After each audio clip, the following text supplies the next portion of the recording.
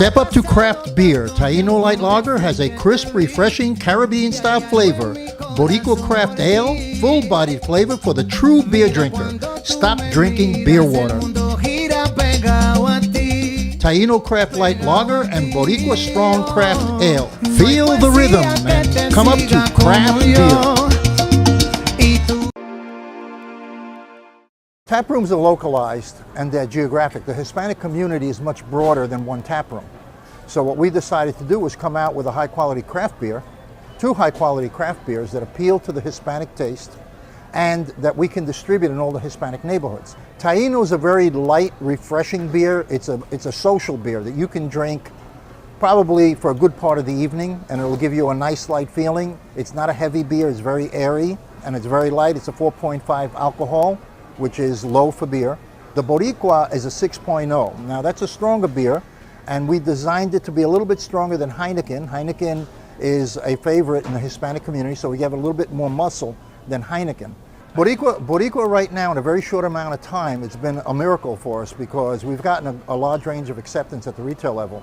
We're in Publix, we're in ABC, Target is picking it up, we're in Sedano's, we're in Bravo's, 7-Elevens are picking it up because they're concentrating more on craft beer and the Hispanic market. So what we're trying to do is do a quality beer, a high quality beer, more taste, and that the Hispanic community will like. Mira, ¿dónde tú estás? Ya estoy aquí, mi vida. ¿Pero qué están tomando? ¿Pero por qué? Porque te traje lo nuevo y diferente, Taino Light Boricua Beer. Y lo más importante es que es lo nuevo y acabadita de salir al mercado. ¿Y saben buenas? Claro, ambas cervezas tienen los mismos beneficios que una copa de vino. Con menos calorías. La Boricua Beer 6%, fuerte pero con sabor. Y la Taino Light 4.5% y es artesanal. Eso me gusta. Somos familia, calidad y sabor. Visita boricuabeer.com. Hola Florida, introducing Boricua Beer and Taino Light Beer. Boricua and Taino Light are crafted beers that are rich in flavors and brewed right here in Florida. Taino beer has a crisp, refreshing Caribbean flavor style when enjoyed chilled.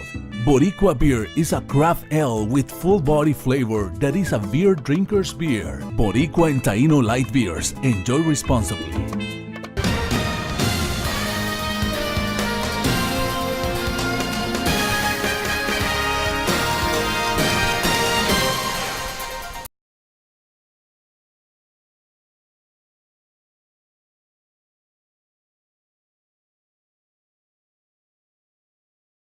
Hi, this is Danny Ramos, and we're back at Hispanic Speak Out TV on Spectrum every night. We're not here every night, but I wish we were. We're here every Tuesday night at 9:30 p.m. And I'm here with Guillermo Smith, who got recently elected as a state representative for Central Florida. And he is a new leader in our legislative body up in, oh, you know something I was about to say? Albany. Boy, Carlos Guillermo Smith. Carlos, okay. Carlos and I was Guillermo about to Smith. say Albany. I can't believe that I had to, because I was very active in I gotta politics in interject New and York. tell you, it's Carlos Guillermo Smith. Okay, Carlos Guillermo Smith. I won't leave out Carlos. We were talking about mental health before the cut, and I want to get back to that issue because I interrupted you. Go right ahead. Well, PTSD is a very serious condition that a lot of people don't understand can be, in fact, debilitating. When you take the issue as it relates to Pulse, for example, which is why it's so important that our first responders and survivors have access to resources they need, there are many things that can trigger them to go back to that place that they don't want to go back to. Think about what happened at Pulse. Many first responders are triggered and they have to relive their experience of just responding to the tragedy when they hear things like a cell phone ringing. Mm-hmm. Why? Because the cell phone ringing brings them back when they were in the building, when all they heard was cell phones ringing in stereo, mm-hmm. in the pockets of deceased victims, and the phones were ringing and ringing and ringing, mm-hmm. and were never to be picked up. Mm-hmm. That brings them back to a place, mm-hmm. and it's debilitating. It prevents them from being able to work. So why doesn't Florida Hospital have a major? Why isn't Florida Hospital, who has unlimited resources almost, why don't they have a center for this? Well, why, instead of UCF, $2 million out of an $80 billion, you said B billion? Yeah, that's right. $2 million is really not a lot of money to deal with it when you know people make $40,000-$50,000 a year, and that's low for salaried professionals. So $2 million doesn't go too far in dealing with such a huge issue that can be so damaging and dangerous if attention is not paid to it. So why I really don't get it, Carlos. I really.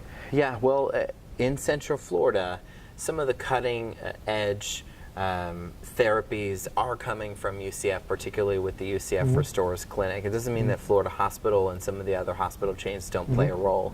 They do. But when it comes to funding comprehensive access to mental health care services, that is something that we're still lacking. And there's not an easy answer. Do we need more resources and more money? Yes. But we also need infrastructure in the mental health care industries to make sure that people have long-term access as well. Is there any mechanisms that you know of that's set up inside of law enforcement to address those issues?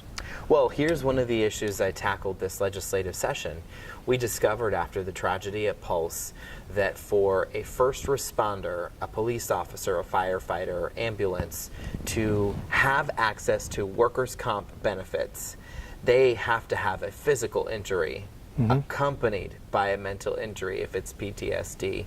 They cannot have a mental injury alone to claim benefits. So we found that many of the responders, first responders from the tragedy at Pulse, were ineligible for workers' comp benefits, which put them at a disadvantage because it meant that they had to take significant time off of work, unpaid time, after time had been donated by their colleagues. They did everything that they could.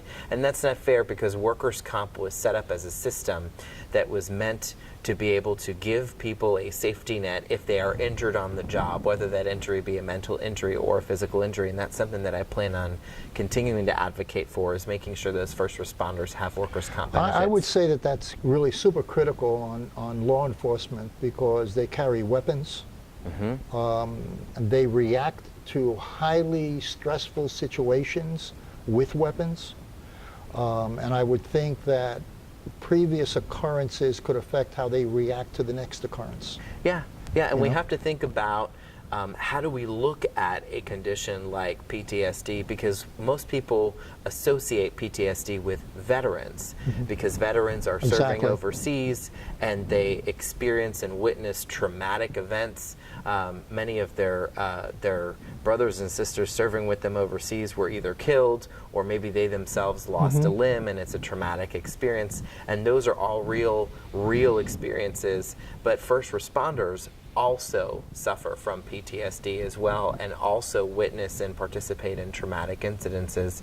And these, they need to have access to the resources and treatment that they need as well. As a state rep, you run every 2 years? Every 2 years. That needs to be changed. It really does. I mean, by the time you get in and get your feet wet, it's time to leave or to run again. That's right. You know what I mean? It's like that should be at least 3 years, maybe 4. What other pressures? I know that the budget is with the governor right now. That's right.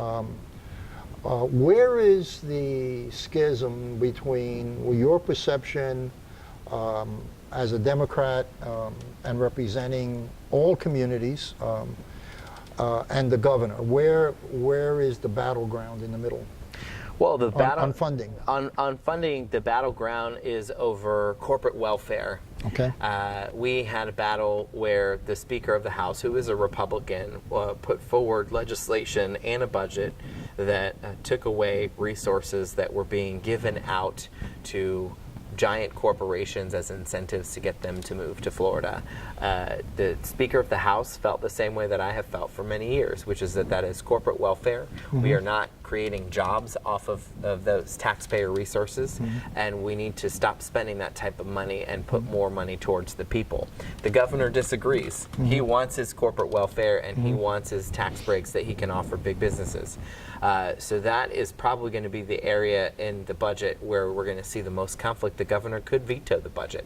But there's a lot of other things that the legislature should have addressed this session that were left unanswered. Take the issue of medical cannabis, for example. Right. 71% of Florida voters approved medical cannabis, and it was the job of the Florida legislature to implement the laws and the language to give the Department of Health the rules of the road to make that finally the law of the land. The legislature failed to come up with an implementing bill on medical cannabis, which is not Democrats fighting with Republicans. It's Republicans fighting amongst themselves. So when you say implement, in other words, they failed to do the concept of That's how right. to We need implement. the What does that implementing mean? law. It means which are the patients, what is the list of patients who are eligible? What forms of medical cannabis can they use? Are they just able to vape it and use the CBD low THC liquid form? Or are they able to access the full flower cannabis? So none of which that is the more was none of that was worked addressed. out. There's also an arbitrary 90-day waiting period that is currently in place for patients to have access to medical cannabis. Why can't we get rid of that? These are some of the details. What about the sales of it? Well, all of this was supposed to be contemplated by the legislature this year, and the legislature was derelict in their duties and ignored the will of the voters by not passing an implementing law. And back to what I was saying before, this isn't your typical Democrat versus Republican Washington dysfunction.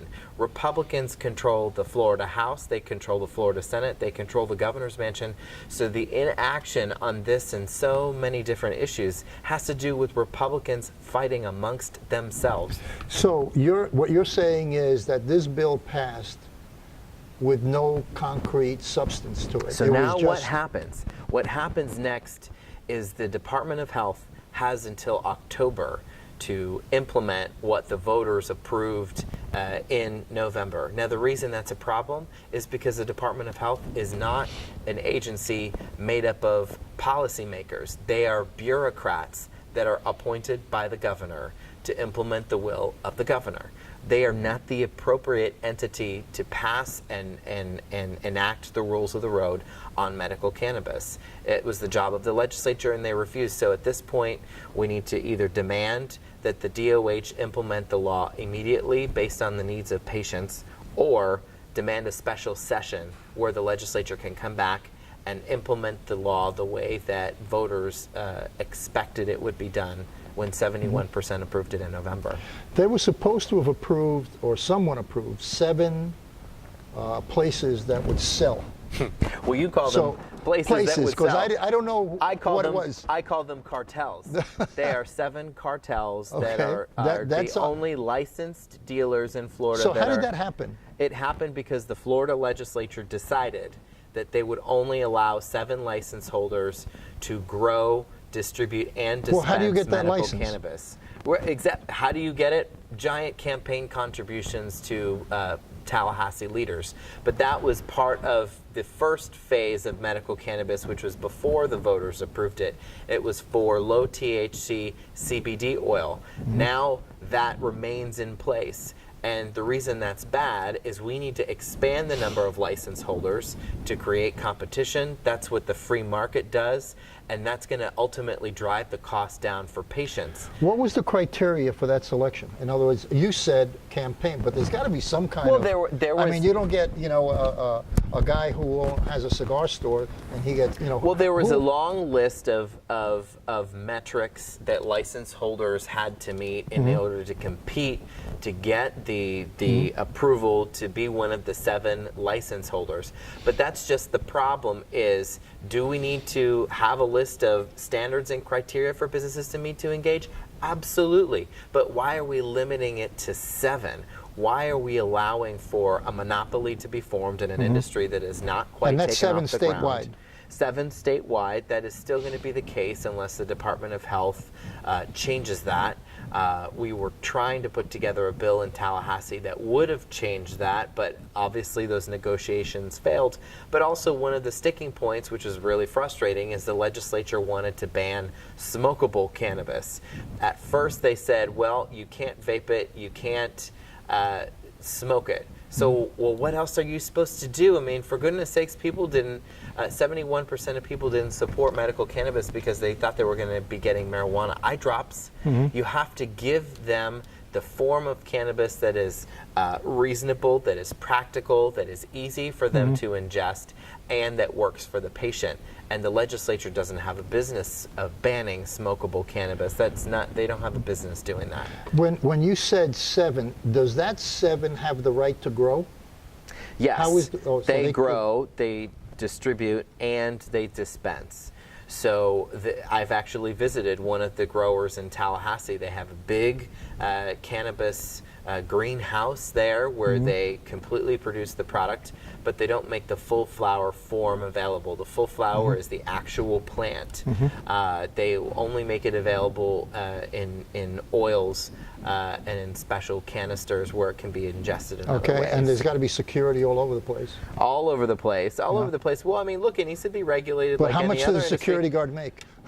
Well, it needs to be regulated just like any other industry, but you know what the industry it should most closely mirror as far as regulations? Alcohol. Yeah. Even though marijuana is substantially less dangerous than alcohol. And at this point, that is a subjective fact. According to the CDC, 0 persons in the history of recorded medicine have ever fatally overdosed from cannabis. 0 persons. We're going to leave it with that because we just ran out of time. I wish we had another half hour.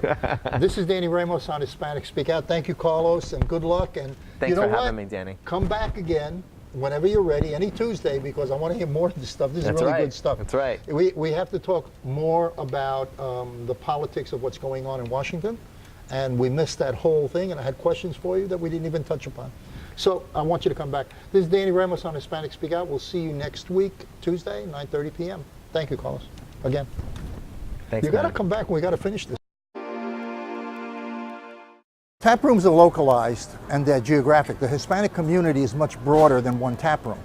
So what we decided to do was come out with a high-quality craft beer, 2 high-quality craft beers that appeal to the Hispanic taste, and that we can distribute in all the Hispanic neighborhoods. Taino is a very light, refreshing beer. It's a social beer that you can drink probably for a good part of the evening, and it'll give you a nice light feeling. It's not a heavy beer, it's very airy, and it's very light. It's a 4.5 alcohol, which is low for beer.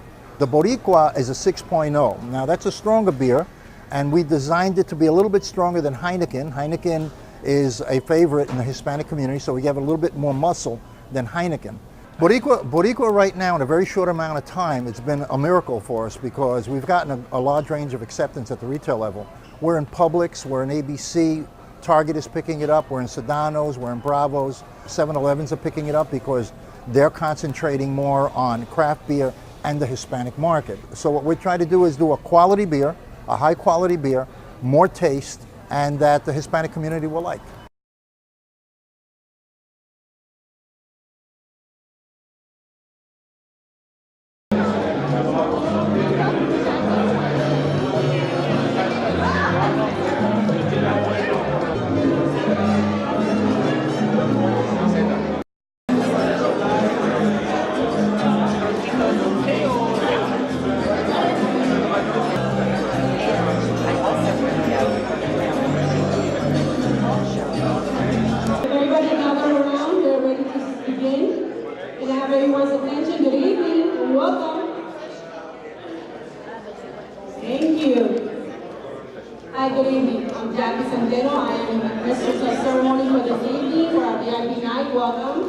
Welcome to the 8th Summit of Puerto Rican Affairs, A Vision for the Future, organized by the Dynamic Community Development Corporation, a small business development center operating as a community-based, nonprofit economic development organization to provide business and technical assistance for the local business community, facade improvement programs, and a small business microloan program.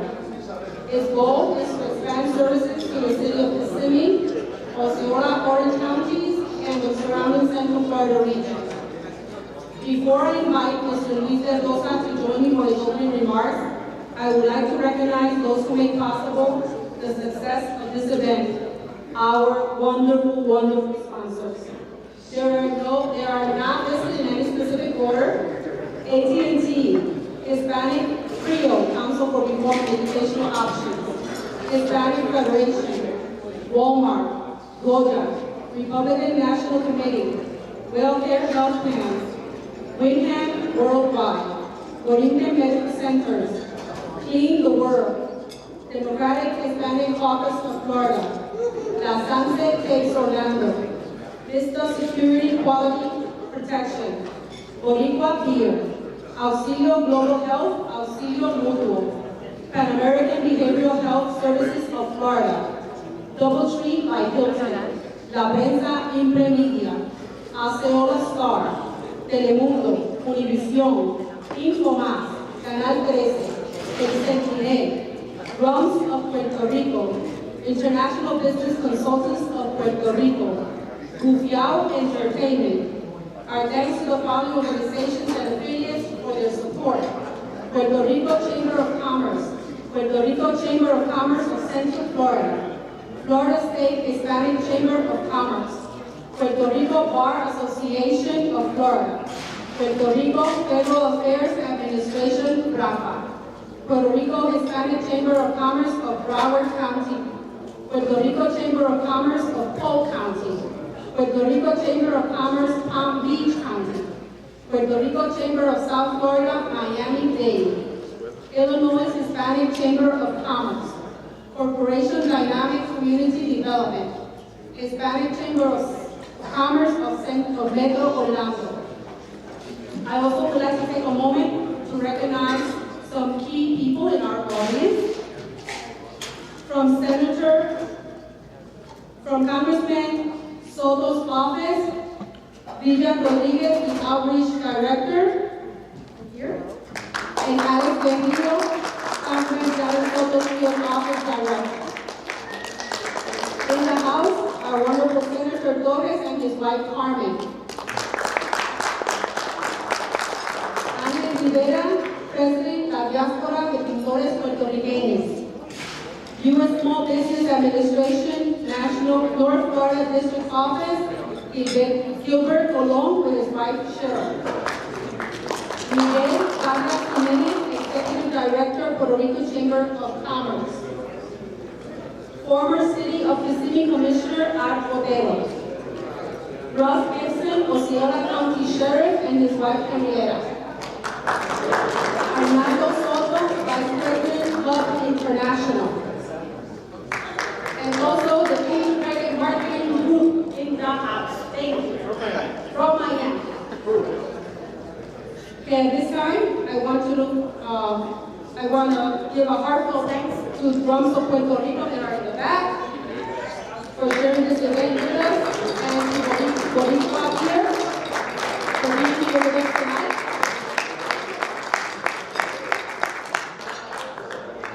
And David Rodriguez from Pan American Puerto Rico.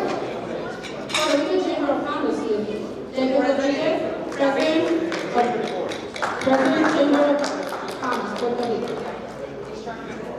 Okay, so please help me welcome Mr. Luis Mendoza. I recognize you, man. This is a new deal. 42 pounds less. Last year. First of all, thank you. And I want to just be very clear that this event would not be made possible without the support of all that are here today, taking time away from your busy schedule to be with us, to do some networking, hopefully generate some business. You look good, sir. Huh? You look good. Some of you were like that. Because I am. I'm here to help. Se ve bien. Anyway, that's my buddy Garrett for many years. And you know, so you guys are the ones that actually make this happen more than anything else. So really give yourself a nice warm applause. Okay? Thank you for your support. Thank you for what you represent. And I believe what you represent today is the small business community, the people who are actually creating jobs, people who have values, like most of us that are in this room. And I believe, for the most part, believe in God. How many people here believe in God? And if you don't, it's okay, but most people do believe in God, so it's a supreme being. And the reason why I say that is because it is a guiding force in my life, and a guiding force in my family's life. And for that, I want just to recognize my wife, Maribel. Okay? For 35 years we've been married.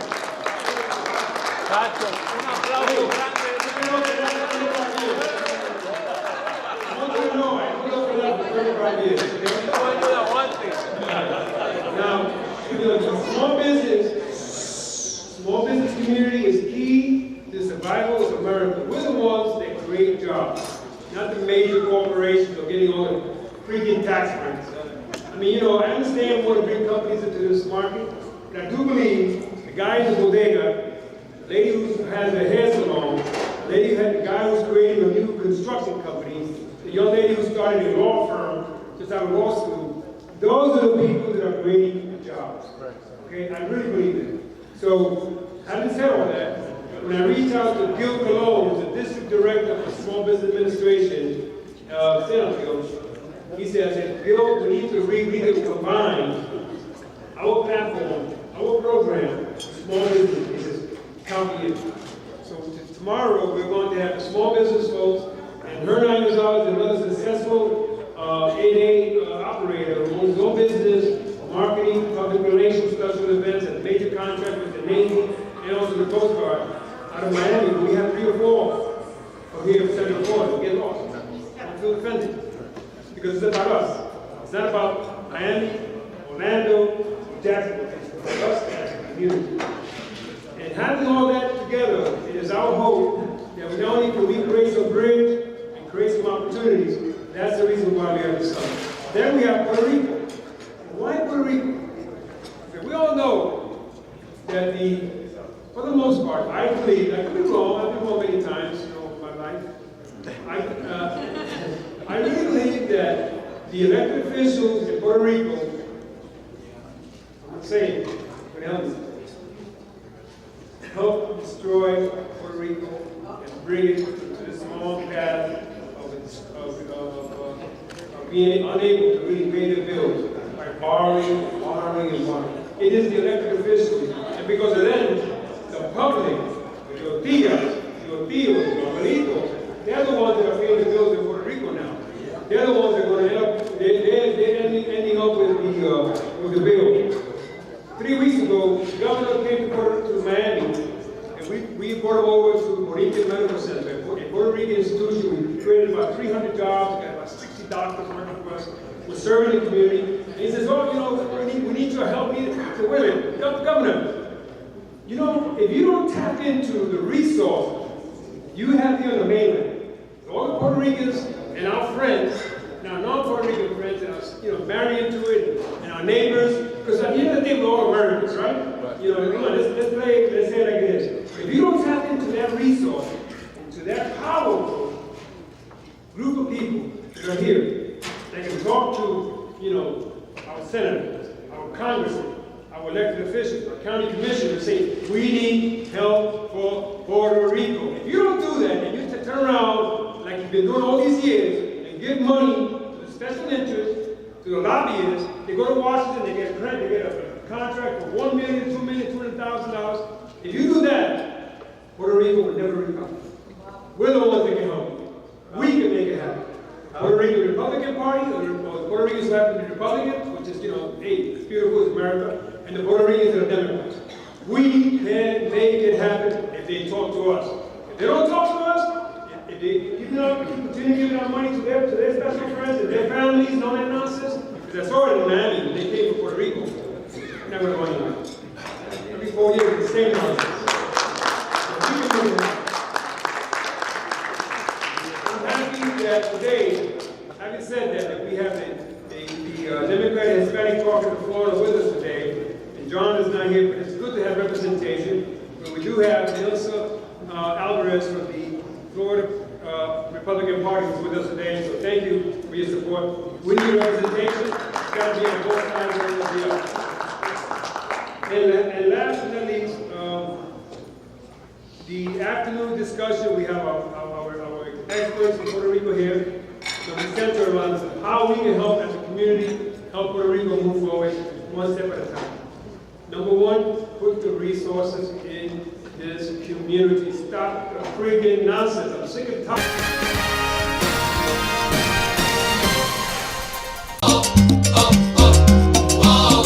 Esto es amor de verdad, nadie lo puede dudar. Step up to craft beer. Taino Light Lager has a crisp, refreshing Caribbean-style flavor. Boricua Craft Ale, full-bodied flavor for the true beer drinker. Stop drinking beer water. Taino Craft Light Lager and Boricua Strong Craft Ale. Feel the rhythm and come up to craft beer.